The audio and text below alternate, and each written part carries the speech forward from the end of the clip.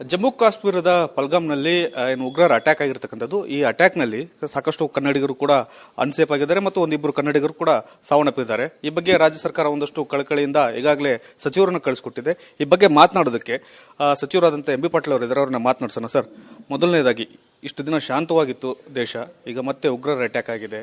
ಪ್ರವಾಸಿ ತಾಣಗಳು ಎಲ್ಲವೂ ಕೂಡ ಈಗ ಮತ್ತೆ ಭಂಗ ಬಂದಿರತಕ್ಕಂಥದ್ದು. ಸರ್, ಇವತ್ತು ಪಹಲ್ಗಾಮ್ನಲ್ಲಿ ಏನಾಗಿದೆ, ಇದೊಂದು ಅತ್ಯಂತ ಹೇಯ ಕೃತ್ಯ. ಪ್ರವಾಸಿಗರು, ಮುಗ್ಧ ಜನ ಇವತ್ತು ಅಲ್ಲಿ ಭೇಟಿ ಕೊಟ್ಟಾಗ ತೀವ್ರವಾಗಿ ಅದನ್ನು ಖಂಡನೆ ಮಾಡ್ತೀವಿ. ಮತ್ತು ಈ ಉಗ್ರಗಾಮಿಗಳು ಏನಿದ್ದಾರೆ ಇವ್ರನ್ನ ನಾವು ಹತ್ತಿಕ್ಕುವಂಥದ್ದಾಗಬೇಕು. ಇವ್ರನ್ನ ಪತ್ತೆ ಹಚ್ಚಿ ಇವ್ರನ್ನ ನಾವು ನಿರ್ದಿಷ್ಟವಾಗಿ ಇವತ್ತಿನ ದಿವಸ ಇವ್ರನ್ನ ಗುಂಡಿಕ್ಕೆ ಕೊಲ್ಲುವಂಥದ್ದನ್ನು ಕೂಡ ಆಗಬೇಕು. ಇದು ನಮ್ಮ ಆರ್ಮ್ ಫೋರ್ಸಸ್ ಏನಿದೆ ಅಲ್ಲಿ ಇನ್ನೂ ಅಷ್ಟು ಸ್ಟ್ರೆಂಗ್ತನ್ ಮಾಡುವಂಥ ಅವಶ್ಯಕತೆ ಇದೆ. ಯಾಕಂದರೆ ನಾವು ಶಾಂತ ಆಗಿದೆ ಅಂತ ಸ್ವಲ್ಪ ನಾವು ಹಿಂದೆ ತಗೊಂಡುಕೊಂಡಾಗ ಇದು ಮತ್ತೆ ಮರುಕಳಿಸಿದೆ. ಹೀಗಾಗಿ ಇವತ್ತು ಕೇಂದ್ರ ಸರ್ಕಾರ ಇನ್ನೂ ಹೆಚ್ಚಿನ ಒಂದು ಫೋರ್ಸಸ್ನಲ್ಲಿ ಡಿಪ್ಲಾಯ್ ಮಾಡಿ ಇಂಥ ಉಗ್ರಗಾಮಿಗಳು ಎಲ್ಲೆಲ್ಲಿ ಅಡಗಿದಾರ ಅವ್ರನ್ನ ಬಯಲಿಗೆ ತಂದು ಇವ್ರನ್ನ ನಾವು ಕಠಿಣವಾದಂಥ ಶಿಕ್ಷೆಯನ್ನು ಇವತ್ತಿನ ದಿವಸ ಅವಶ್ಯಕತೆ ಬಿದ್ದರೆ ಇಂಥವ್ರನ್ನ ಗುಂಡಿಟ್ಟು ಕೊಲ್ಲುವಂಥದ್ದು ಕೂಡ ಇವತ್ತಿನ ದಿವಸ ಆಗಬೇಕು. ಇವರಿಗೆ ಗಲಿಗೇರಿಸುವಂಥದ್ದು ಆಗಬೇಕು. ಅತ್ಯಂತ ಹೇಯ ಕೃತ್ಯ. ಇದನ್ನು ಸ್ವಲ್ಪ ಮಟ್ಟಿಗೆ ವಿಡ್ರಾ ಮಾಡ್ಕೊಂಡಿದ್ದೀವಿ. ಅದು ಮತ್ತೆ ಇವತ್ತಿನ ದಿವಸ ಅಲ್ಲಿ ಹಾಕಿ ಇವತ್ತಿನ ದಿವಸ ಈ ಉಗ್ರಗಾಮಿಗಳು ಎಲ್ಲೆಲ್ಲಿ ಅಡಗಿದ್ದಾರೆ ಇವತ್ತಿನ ದಿವಸ ಕಾಶ್ಮೀರ ಸುತ್ತಮುತ್ತ ಇವ್ರನ್ನೆಲ್ಲರೂ ಕೂಡ ನಾವು ಗುಂಡಿಟ್ಕೊಳ್ಬೇಕು. ಮತ್ತು ಇದಕ್ಕೆ ಬೇರೆ ರಾಷ್ಟ್ರಗಳು ಯಾರು ಪಾಕಿಸ್ತಾನ ಅಥವಾ ಸಪೋರ್ಟ್ ಮಾಡ್ತಿದ್ದಾರೆ ಅವ್ರ ಮೇಲೂ ಕೂಡ ಕಠಿಣವಾಗಿ ನಾವು ಅಂತಾರಾಷ್ಟ್ರೀಯ ಮಟ್ಟದಲ್ಲಿ ಇವತ್ತಿನ ದಿವಸ ಅದನ್ನು ಬೆಳಕಿಗೆ ತರಬೇಕು. ಅವ್ರ ಮೇಲೆ ನಾವು ನಿರ್ಬಂಧನೆ ಹೇರುವಂಥದ್ದು, ಕಠಿಣ ಅದನ್ನು ಹಾಕುವಂಥದ್ದು ಕೂಡ ಆಗಬೇಕು. ಕಳೆದ ಕೆಲವು ವರ್ಷಗಳಿಂದ ಕಾಶ್ಮೀರ ಶಾಂತವಾಗಿತ್ತು ಸರ್, ಟೂರಿಸಂ ಕೂಡ ಬೆಳೀತಾ ಇತ್ತು. ಈಗ ಹಿಂದೂಗಳನ್ನೇ ಹುಡುಕಿಕೊಳ್ಳುವಂತ ಕೆಲಸಗಳಾಗಿದೆ ಸರ್. ಇದು ಮತ್ತಷ್ಟು ಆತಂಕ ಆಗುತ್ತಲ್ಲ ಅಂತ ಸರ್. ನಿನ್ನೆನೂ ಕೂಡ ಇದರಲ್ಲಿ ಪಾಪ ಉಲೇಮಾದವರು ಕೂಡ ಖಂಡನೆ ಮಾಡಿದ್ದಾರೆ. ಈಗಾಗಲೇ ತೀರ್ಕೊಂಡ್ರವ್ರಿಗೆ ರಾಜ್ಯ ಸರ್ಕಾರದಿಂದ ಏನಾದ್ರು ಪರಿಹಾರ ಸೇರಿದಂತೆ ಪರಿಹಾರ ಬಿಡ ದೊಡ್ಡ ವಿಷಯ ಅಲ್ಲ. ಅವತ್ತೊಂದು ಸ್ವಲ್ಪ ಪರಿಹಾರ ಕೊಟ್ಟರೆ ಜೀವ ವಾಪಸ್ ಬರೋದಲ್ಲ. ಪರಿಹಾರ ಅಂತೂ ನಿಶ್ಚಿತವಾಗಿ ಕೊಡ್ತೀವಿ. ಮತ್ತು ಸಂತೋಷ್ ಲಾಡ್ರನ್ನು ಈಗ ಮುಖ್ಯಮಂತ್ರಿ ಕಳಿಸಿದ್ದಾರೆ.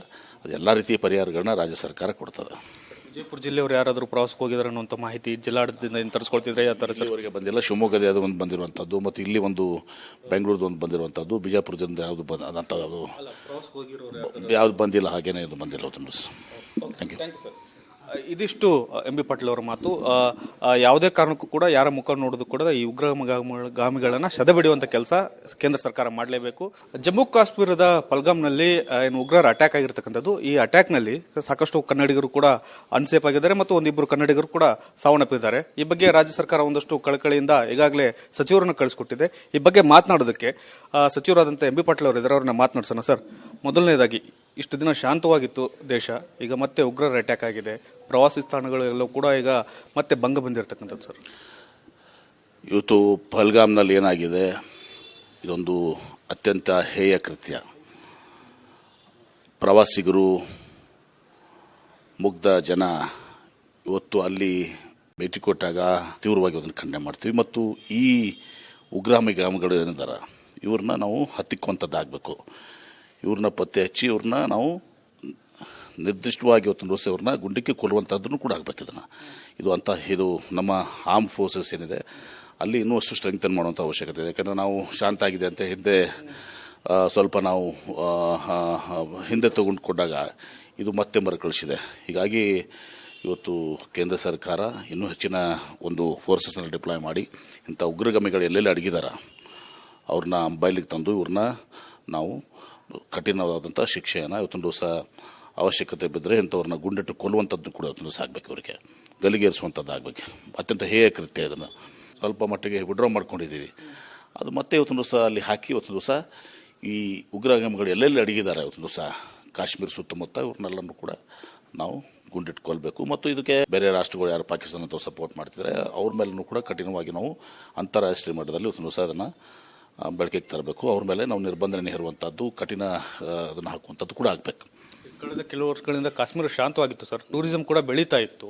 ಈಗ ಹಿಂದೂಗಳನ್ನೇ ಹುಡುಕಿಕೊಳ್ಳುವಂತ ಕೆಲಸಗಳಾಗಿದೆ ಸರ್. ಇದು ಮತ್ತಷ್ಟು ಆತಂಕ ಆಗುತ್ತಲ್ಲ ಅಂತ ಸರ್. ನಿನ್ನೆನೂ ಕೂಡ ಇದರಲ್ಲಿ ಪಾಪ ಉಲೇಮಾದವರು ಕೂಡ ಖಂಡನೆ ಮಾಡಿದ್ದಾರೆ. ಈಗಾಗಲೇ ತೀರ್ಕೊಂಡ್ರವ್ರಿಗೆ ರಾಜ್ಯ ಸರ್ಕಾರದಿಂದ ಏನಾದ್ರು ಪರಿಹಾರ ಸೇರಿದಂತೆ ಪರಿಹಾರ ಬಿಡ ದೊಡ್ಡ ವಿಷಯ ಅಲ್ಲ. ಅವತ್ತೊಂದು ಸ್ವಲ್ಪ ಪರಿಹಾರ ಕೊಟ್ಟರೆ ಜೀವ ವಾಪಸ್ ಬರೋದಲ್ಲ. ಪರಿಹಾರ ಅಂತೂ ನಿಶ್ಚಿತವಾಗಿ ಕೊಡ್ತೀವಿ. ಮತ್ತು ಸಂತೋಷ್ ಲಾಡ್ರನ್ನು ಈಗ ಮುಖ್ಯಮಂತ್ರಿ ಕಳಿಸಿದ್ದಾರೆ. ಅದು ಎಲ್ಲ ರೀತಿಯ ಪರಿಹಾರಗಳನ್ನ ರಾಜ್ಯ ಸರ್ಕಾರ ಕೊಡ್ತದೆ. ವಿಜಯಪುರ ಜಿಲ್ಲೆಯವರು ಯಾರಾದರೂ ಪ್ರವಾಸಕ್ಕೆ ಹೋಗಿದ್ದಾರೆ ಅನ್ನುವಂಥ ಮಾಹಿತಿ ಜಿಲ್ಲಾಡಳಿತದಿಂದ ಏನು ತರಿಸ್ಕೊಳ್ತಿದ್ರೆ ಯಾವ ಥರ ಸರ್? ಇಲ್ಲಿವರೆಗೆ ಬಂದಿಲ್ಲ. ಶಿವಮೊಗ್ಗದ ಯಾವುದೋ ಒಂದು ಬಂದಿರುವಂಥದ್ದು ಮತ್ತು ಇಲ್ಲಿ ಒಂದು ಬೆಂಗಳೂರದು ಒಂದು ಬಂದಿರುವಂಥದ್ದು, ಬಿಜಾಪುರದಿಂದ ಯಾವುದು ಅದಂಥ ಪ್ರವಾಸಕ್ಕೆ ಹೋಗಿರೋರು ಯಾವ್ದು ಬಂದಿಲ್ಲ, ಹಾಗೇನೇ ಇದು ಬಂದಿಲ್ಲ. Thank you sir. ಇದಿಷ್ಟು ಎಂ ಬಿ ಪಾಟೀಲ್ ಅವರ ಮಾತು. ಯಾವುದೇ ಕಾರಣಕ್ಕೂ ಕೂಡ ಯಾರ ಮುಖ ನೋಡೋದು ಕೂಡ ಈ ಉಗ್ರಗಾಮಿಗಳನ್ನ ಸದೆಬಡಿಯುವಂತ ಕೆಲಸ ಕೇಂದ್ರ ಸರ್ಕಾರ ಮಾಡಲೇಬೇಕು. ಜಮ್ಮು ಕಾಶ್ಮೀರದ ಪಲ್ಗಾಮ್ನಲ್ಲಿ ಏನು ಉಗ್ರರ ಅಟ್ಯಾಕ್ ಆಗಿರ್ತಕ್ಕಂಥದ್ದು, ಈ ಅಟ್ಯಾಕ್ ನಲ್ಲಿ ಸಾಕಷ್ಟು ಕನ್ನಡಿಗರು ಕೂಡ ಅನ್ಸೇಫ್ ಆಗಿದ್ದಾರೆ ಮತ್ತು ಒಂದಿಬ್ಬರು ಕನ್ನಡಿಗರು ಕೂಡ ಸಾವನ್ನಪ್ಪಿದ್ದಾರೆ. ಈ ಬಗ್ಗೆ ರಾಜ್ಯ ಸರ್ಕಾರ ಒಂದಷ್ಟು ಕಳಕಳಿಯಿಂದ ಈಗಾಗಲೇ ಸಚಿವರನ್ನು ಕಳಿಸಿಕೊಟ್ಟಿದೆ. ಈ ಬಗ್ಗೆ ಮಾತನಾಡೋದಕ್ಕೆ ಸಚಿವರಾದಂಥ ಎಂ ಬಿ ಪಾಟೀಲ್ ಅವರು ಇದ್ದಾರೆ, ಅವ್ರನ್ನ ಮಾತನಾಡ್ಸೋಣ. ಸರ್, ಮೊದಲನೇದಾಗಿ ಇಷ್ಟು ದಿನ ಶಾಂತವಾಗಿತ್ತು ದೇಶ, ಈಗ ಮತ್ತೆ ಉಗ್ರರ ಅಟ್ಯಾಕ್ ಆಗಿದೆ, ಪ್ರವಾಸಿ ಸ್ಥಾನಗಳೆಲ್ಲವೂ ಕೂಡ ಈಗ ಮತ್ತೆ ಭಂಗ ಬಂದಿರತಕ್ಕಂಥದ್ದು. ಸರ್, ಇವತ್ತು ಪಹಲ್ಗಾಮ್ನಲ್ಲಿ ಏನಾಗಿದೆ, ಇದೊಂದು ಅತ್ಯಂತ ಹೇಯ ಕೃತ್ಯ. ಪ್ರವಾಸಿಗರು, ಮುಗ್ಧ ಜನ ಇವತ್ತು ಅಲ್ಲಿ ಭೇಟಿ ಕೊಟ್ಟಾಗ ತೀವ್ರವಾಗಿ ಅದನ್ನು ಖಂಡನೆ ಮಾಡ್ತೀವಿ. ಮತ್ತು ಈ ಉಗ್ರಗಾಮಿಗಳು ಏನಿದ್ದಾರೆ ಇವ್ರನ್ನ ನಾವು ಹತ್ತಿಕ್ಕುವಂಥದ್ದಾಗಬೇಕು. ಇವ್ರನ್ನ ಪತ್ತೆ ಹಚ್ಚಿ ಇವ್ರನ್ನ ನಾವು ನಿರ್ದಿಷ್ಟವಾಗಿ ಇವತ್ತಿನ ದಿವಸ ಇವ್ರನ್ನ ಗುಂಡಿಕ್ಕೆ ಕೊಲ್ಲುವಂಥದ್ದನ್ನು ಕೂಡ ಆಗಬೇಕು. ಇದು ನಮ್ಮ ಆರ್ಮ್ ಫೋರ್ಸಸ್ ಏನಿದೆ ಅಲ್ಲಿ ಇನ್ನೂ ಅಷ್ಟು ಸ್ಟ್ರೆಂಗ್ತನ್ ಮಾಡುವಂಥ ಅವಶ್ಯಕತೆ ಇದೆ. ಯಾಕಂದರೆ ನಾವು ಶಾಂತ ಆಗಿದೆ ಅಂತ ಹಿಂದೆ ಸ್ವಲ್ಪ ನಾವು ಹಿಂದೆ ತಗೊಂಡುಕೊಂಡಾಗ ಇದು ಮತ್ತೆ ಮರುಕಳಿಸಿದೆ. ಹೀಗಾಗಿ ಇವತ್ತು ಕೇಂದ್ರ ಸರ್ಕಾರ ಇನ್ನೂ ಹೆಚ್ಚಿನ ಒಂದು ಫೋರ್ಸಸ್ನ ಡಿಪ್ಲಾಯ್ ಮಾಡಿ ಇಂಥ ಉಗ್ರಗಾಮಿಗಳು ಎಲ್ಲೆಲ್ಲಿ ಅಡಗಿದಾರ ಅವ್ರನ್ನ ಬಯಲಿಗೆ ತಂದು ಇವ್ರನ್ನ ನಾವು ಕಠಿಣವಾದಂಥ ಶಿಕ್ಷೆಯನ್ನು ಇವತ್ತೊಂದು ದಿವಸ ಅವಶ್ಯಕತೆ ಬಿದ್ದರೆ ಇಂಥವ್ರನ್ನ ಗುಂಡಿಟ್ಟು ಕೊಲ್ಲುವಂಥದ್ದು ಕೂಡ ಇವತ್ತೊಂದು ದಿವಸ ಆಗಬೇಕು. ಇವರಿಗೆ ಗಲಿಗೇರಿಸುವಂಥದ್ದು ಆಗಬೇಕು. ಅತ್ಯಂತ ಹೇಯ ಕೃತ್ಯ. ಇದನ್ನು ಸ್ವಲ್ಪ ಮಟ್ಟಿಗೆ ವಿಡ್ರಾ ಮಾಡ್ಕೊಂಡಿದ್ದೀವಿ. ಅದು ಮತ್ತೆ ಇವತ್ತೊಂದು ದಿವಸ ಅಲ್ಲಿ ಹಾಕಿ ಇವತ್ತೊಂದು ದಿವಸ ಈ ಉಗ್ರಗಾಮಿಗಳು ಎಲ್ಲೆಲ್ಲಿ ಅಡಗಿದ್ದಾರೆ ಇವತ್ತೊಂದು ದಿವಸ ಕಾಶ್ಮೀರ ಸುತ್ತಮುತ್ತ ಇವ್ರನ್ನೆಲ್ಲರೂ ಕೂಡ ನಾವು ಗುಂಡಿಟ್ಕೊಳ್ಬೇಕು. ಮತ್ತು ಇದಕ್ಕೆ ಬೇರೆ ರಾಷ್ಟ್ರಗಳು ಯಾರು ಪಾಕಿಸ್ತಾನ ಅಥವಾ ಸಪೋರ್ಟ್ ಮಾಡ್ತಿದ್ದಾರೆ ಅವ್ರ ಮೇಲೂ ಕೂಡ ಕಠಿಣವಾಗಿ ನಾವು ಅಂತಾರಾಷ್ಟ್ರೀಯ ಮಟ್ಟದಲ್ಲಿ ಇವತ್ತೊಂದು ದಿವಸ ಅದನ್ನು ಬೆಳಕಿಗೆ ತರಬೇಕು. ಅವ್ರ ಮೇಲೆ ನಾವು ನಿರ್ಬಂಧನೆ ಹೇರುವಂಥದ್ದು, ಕಠಿಣ ಅದನ್ನು ಹಾಕುವಂಥದ್ದು ಕೂಡ ಆಗಬೇಕು. ಕಳೆದ ಕೆಲವು ವರ್ಷಗಳಿಂದ ಕಾಶ್ಮೀರ ಶಾಂತವಾಗಿತ್ತು ಸರ್, ಟೂರಿಸಂ ಕೂಡ ಬೆಳೀತಾ ಇತ್ತು.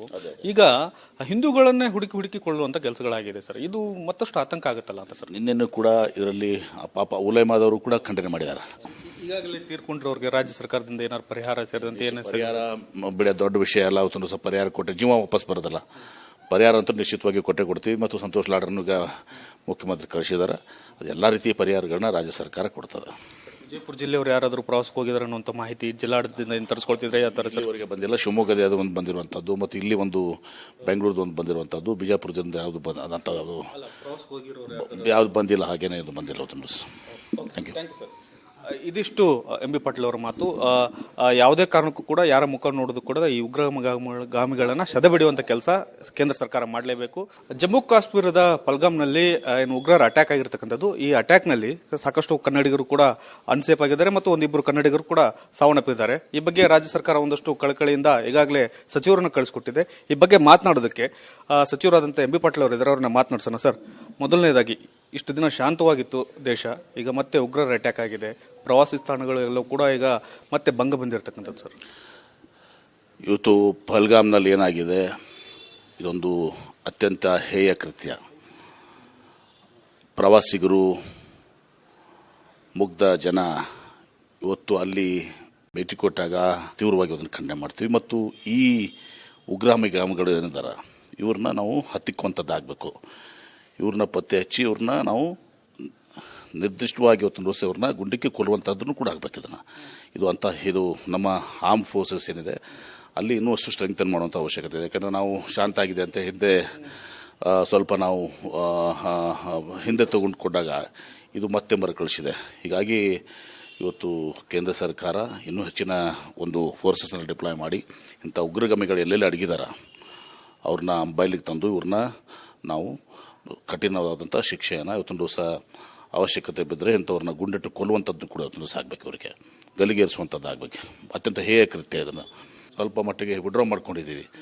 ಅದು ಮತ್ತೆ ಇವತ್ತೊಂದು ದಿವಸ ಅಲ್ಲಿ ಹಾಕಿ ಇವತ್ತೊಂದು ದಿವಸ ಈ ಉಗ್ರಗಾಮಿಗಳು ಎಲ್ಲೆಲ್ಲಿ ಅಡಗಿದ್ದಾರೆ ಇವತ್ತೊಂದು ದಿವಸ ಕಾಶ್ಮೀರ ಸುತ್ತಮುತ್ತ ಇವ್ರನ್ನೆಲ್ಲರೂ ಕೂಡ ನಾವು ಗುಂಡಿಟ್ಕೊಳ್ಬೇಕು. ಮತ್ತು ಇದಕ್ಕೆ ಬೇರೆ ರಾಷ್ಟ್ರಗಳು ಯಾರು ಪಾಕಿಸ್ತಾನ ಅಥವಾ ಸಪೋರ್ಟ್ ಮಾಡ್ತಿದ್ದಾರೆ ಅವ್ರ ಮೇಲೂ ಕೂಡ ಕಠಿಣವಾಗಿ ನಾವು ಅಂತಾರಾಷ್ಟ್ರೀಯ ಮಟ್ಟದಲ್ಲಿ ಇವತ್ತೊಂದು ದಿವಸ ಅದನ್ನು ಬೆಳಕಿಗೆ ತರಬೇಕು. ಅವ್ರ ಮೇಲೆ ನಾವು ನಿರ್ಬಂಧನೆ ಹೇರುವಂಥದ್ದು, ಕಠಿಣ ಅದನ್ನು ಹಾಕುವಂಥದ್ದು ಕೂಡ ಆಗಬೇಕು.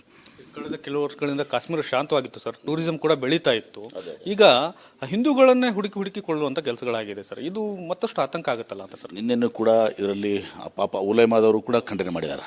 ಈಗಾಗಲೇ ತೀರ್ಕೊಂಡ್ರವ್ರಿಗೆ ರಾಜ್ಯ ಸರ್ಕಾರದಿಂದ ಏನಾದ್ರು ಪರಿಹಾರ ಸೇರಿದಂತೆ ಏನೇ ಪರಿಹಾರ ಬಿಡ ದೊಡ್ಡ ವಿಷಯ ಎಲ್ಲ ಅವತ್ತೊಂದು ಸ್ವಲ್ಪ ಪರಿಹಾರ ಕೊಟ್ಟರೆ ಜೀವ ವಾಪಸ್ ಬರೋದಲ್ಲ. ಪರಿಹಾರ ಅಂತೂ ನಿಶ್ಚಿತವಾಗಿ ಕೊಡ್ತೀವಿ ಮತ್ತು ಸಂತೋಷ್ ಲಾಡ್ರನ್ನು ಈಗ ಮುಖ್ಯಮಂತ್ರಿ ಕಳಿಸಿದ್ದಾರೆ. ಅದು ಎಲ್ಲ ರೀತಿಯ ಪರಿಹಾರಗಳನ್ನ ರಾಜ್ಯ ಸರ್ಕಾರ ಕೊಡ್ತದೆ. ವಿಜಯಪುರ ಜಿಲ್ಲೆಯವರು ಯಾರಾದರೂ ಪ್ರವಾಸಕ್ಕೆ ಹೋಗಿದ್ದಾರೆ ಅನ್ನುವಂಥ ಮಾಹಿತಿ ಜಿಲ್ಲಾಡಳಿತದಿಂದ ಏನು ತರಿಸ್ಕೊಳ್ತಿದ್ರೆ ಯಾವ ಥರ ಸರ್? ಇವರಿಗೆ ಬಂದಿಲ್ಲ. ಶಿವಮೊಗ್ಗದ ಯಾವುದೋ ಒಂದು ಬಂದಿರುವಂಥದ್ದು ಮತ್ತು ಇಲ್ಲಿ ಒಂದು ಬೆಂಗಳೂರದ್ದು ಒಂದು ಬಂದಿರುವಂಥದ್ದು, ಬಿಜಾಪುರದಿಂದ ಯಾವುದು ಅದಂಥ ಯಾವುದು ಬಂದಿಲ್ಲ, ಹಾಗೇನೇ ಇದು ಬಂದಿಲ್ಲ. Thank you sir. ಇದಿಷ್ಟು ಎಂ ಬಿ ಪಾಟೀಲ್ ಅವರ ಮಾತು. ಯಾವುದೇ ಕಾರಣಕ್ಕೂ ಕೂಡ ಯಾರ ಮುಖ ನೋಡೋದು ಕೂಡ ಈ ಉಗ್ರಗಾಮಿಗಳನ್ನ ಸದೆಬಡಿಯುವಂತ ಕೆಲಸ ಕೇಂದ್ರ ಸರ್ಕಾರ ಮಾಡಲೇಬೇಕು.